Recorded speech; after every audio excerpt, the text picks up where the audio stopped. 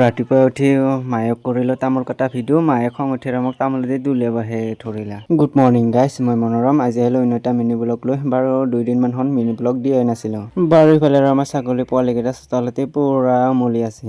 যিহেতু হাজিৰা কামতো জনাই, সেইকাৰণে আমাৰ বোলে আজি তামোল পাৰে, তাকে আহিলোঁ আৰু ময়ো তামোল পৰাত চাব যাবৰ কাৰণে। কিমাননো তামোল পাৰিলে আহিয়ে দেখোঁ ইফালে তামোল বুটলি আছে। ইফালে ৱাইফহঁতে আহিছে, মাহঁতেও আহিছে, ইফালে আইতাহঁতেও আহিছে।